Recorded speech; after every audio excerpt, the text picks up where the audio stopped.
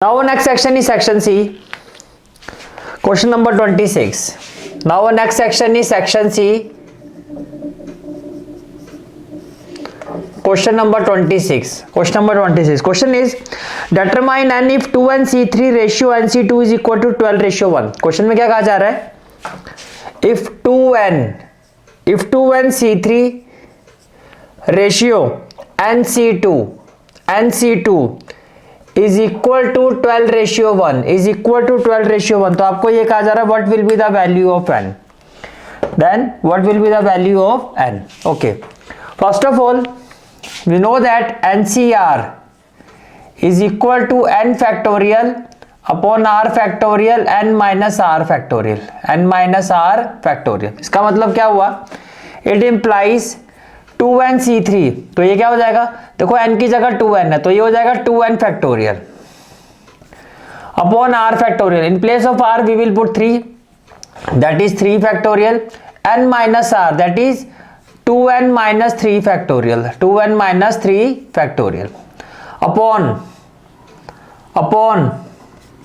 nC2. तो r की जगह 2 रखो तो ये हो जाएगा n factorial upon 2 factorial within bracket n minus 2 factorial equal to 12:1, equal to 12:1, that is 12/1, that is 12/1. अब देखो अगर आप 2n को एक्सपेंड करोगे तो ये क्या हो जाएगा? 2n minus 1, 2n minus 2, 2n minus 3 factorial, right, upon 3 factorial, 2n minus 3 factorial, 2n minus 3 factorial, right.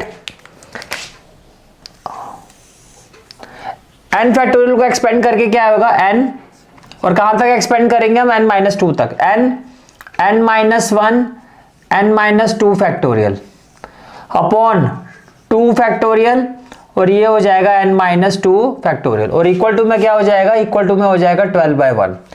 Equal to में क्या हो जाएगा? 12/1. यहां तक क्लियर हो गया? ठीक है.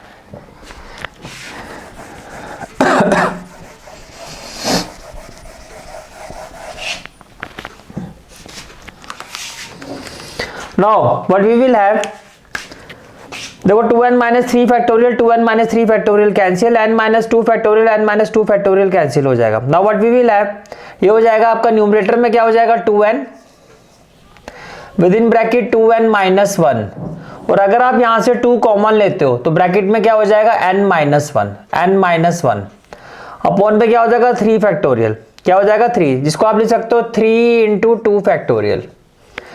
और ये जो वैल्यूज को अगर आप रेसिप्रोकेट करोगे, भाई ये फ्रैक्शन जैसे न्यूमरेटर में जाएगा रेसिप्रोकेट हो जाएगा तो न्यूमरेटर में क्या आ जाएगा? 2 फैक्टोरियल अपॉन में क्या हो जाएगा? n minus 1, n minus 1 equal to में क्या हो जाएगा? 12/1. इक्वल टू में क्या हो जाएगा? 12/1. ये क्लियर हो गया? n से n कैंसिल हो जाएगा, n minus 1 से n minus 1 कैंसिल हो जाएगा, 2 फैक्टोरियल से 2 फैक्टोरियल कैंसिल हो जाएगा. तो finally what we will have 2 into 2 that is 4 within bracket 2n minus 1 upon 3 equal to क्या हो जाएगा? 12/1. इक्वल टू क्या हो जाएगा? 12/1. ये क्लियर हो गया? ठीक है. देखो 4 1 जा 4, 4 3 जा 12, 4 1 जा 4, 4 3 जा 12 तो ये हो जाएगा 2n minus 1, 3 3 जा क्या हो जाएगा? 9. तो 2n इक्वल टू क्या हो जाएगा? -1 को राइट हैंड साइड में शिफ्ट करोगे तो ये 10 हो जाएगा. It means n will be equal to 10/2 equal to 5. तो n की वैल्यू क्या हो जाएगी? 5. And this is the final answer of this question. This is the final answer of this question. Is it clear? Next question is question number 27. Question number 27 is show that the point A, B and C form the vertices of an isosceles triangle. इस पूरी exercise की जो playlist का link है वो आपको description और comment section में मिल जाएगा. जहां तक आपके मैथ्स कोर्स की बात है, कंप्लीट मैथमेटिक्स कोर्स की जो प्लेलिस्ट का लिंक है वो आपको डिस्क्रिप्शन सेक्शन में मिल जाएगा. So bye, take care and have a great day.